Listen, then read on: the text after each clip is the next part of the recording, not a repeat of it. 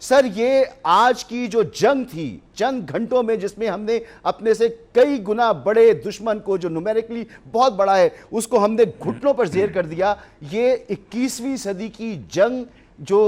Modern warfare ہے اس میں ایک کلاسیکل مثال تھی۔ جی بالکل، میں سمجھتا ہوں کہ آنے والے وار کورسز کے اندر، کمانڈ سٹاف کالجز کے اندر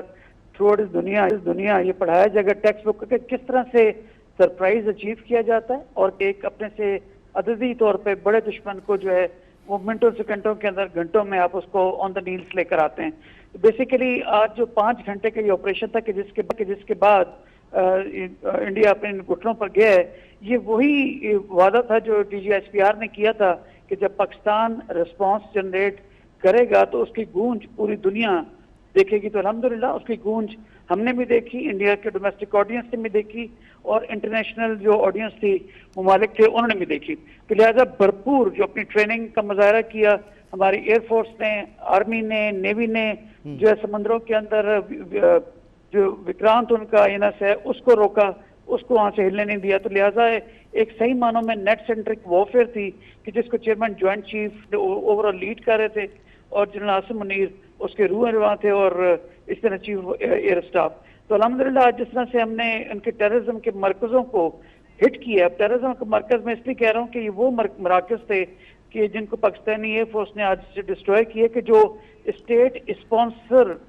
ٹیررزم کے لیے استعمال ہوتے ہیں۔ فار ایگزامپل جو آپ کے براموس کا جو ذخیرہ تھا جو کہ یوز کیا گیا تھا ان کے جہازوں سے اور ہمارے مساجد سے فائر کیا، اس کو اڑایا گیا، ان کے ملٹری انٹیلیجنس کے ہیڈ کوارٹر کو اڑایا گیا اور اوپر سری نگر سے لے کے نیچے سورت گڑھ تک 8-9 بیسز آتے ہیں ملٹری کے اس کے ایئر فورس کے، ان سب کو تباہ کیے گئے۔ تو میں سمجھتا ہوں کہ صحیح معنوں میں ایک ٹیکسٹ بک کاؤنٹر اٹیک تھا کہ جس کی مثال آئندہ آنے والے دنوں میں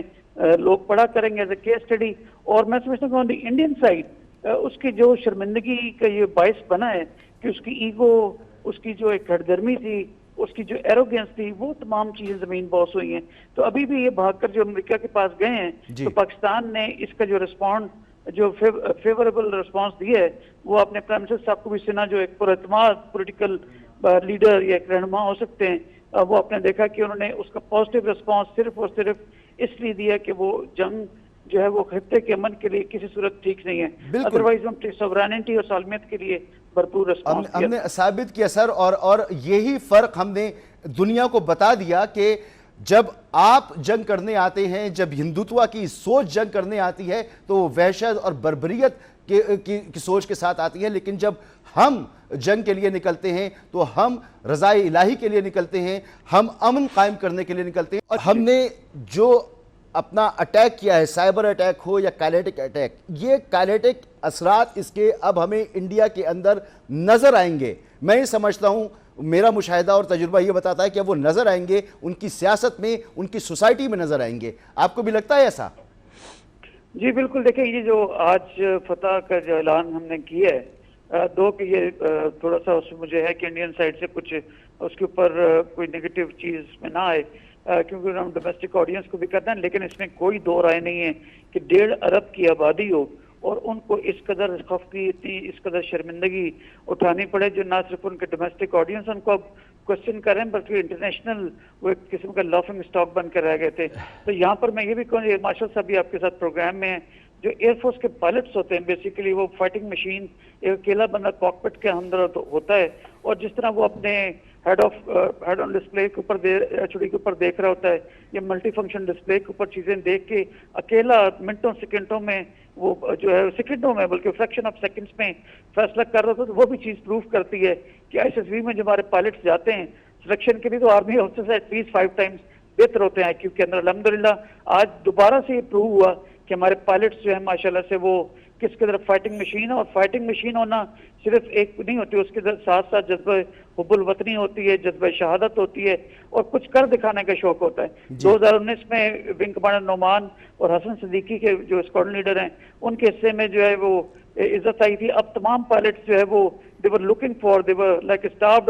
کہ ہمارے حصے میں وہ کیسے عزت آئے گی۔ تو آج الحمدللہ آج ان کے حصے میں وہ عزت آئی ہے کہ جسے ماشاء صاحب بالکل ٹھیک کہہ رہے ہیں، میں ٹیکسٹ بک کے اوپر चला गया, लेकिन वो टेक्स्ट बुक से हट के उन्होंने वो जैसे सईद हमारे जो होते थे जो बॉलर थे वो उन्होंने दूसरा कराया लाइटर नोट में अगर बात करूं तो उनको जो है समझ ही नहीं है कि हुआ क्या हमारे साथ। और ये हलवाड़ा और पठानकोट और ये बठिंडा तो ये बेचारे 65 में मार्क आई, 71 में मार्क आई और आज भी इनकी किस्मत पे ये मार्क हुई और हमारे रफीकी और इस तरह के शानदार पायलट्स ने किया। तो अल्हम्दुलिल्लाह ये पाकिस्तान के हिस्से में इज्जत आई है। अब देखना है कि इंडिया अपने सीज फायर को कैसे जो इसको उसका ऑनर करता है। और अभी भी कुछ रिपोर्ट्स आ रही थी लेकिन वो उनके डोमेस्टिक ऑडियंस के लिए कुछ एक दो ड्रोन्स के बारे में भी सुनने में आ रहा था, लेकिन ये सुबह सुबह उन्होंने लॉन्च किए थे या 2 बजे से पहले तो भी वो लटर करते हुए गिरते जा रहे हैं। सर हमने उनका साइबर होता तो फिर देखा जाएगा। उन पर साइबर अटैक जो किया है वो कंट्रोल में ही नहीं है, जो उड़ रहा होगा खुद ही गिरेगा अब। और शायद भूल गए थे सरफराज रफीकी का जज्बा, भूल गए थे उनकी शहादत, भूल गए थे उनका वो हमला, भूल गए थे जो आज हमने उन्हें दोबारा याद दिलाया जब उन्होंने रफीकी एयरबेस पर भी हमला किया है।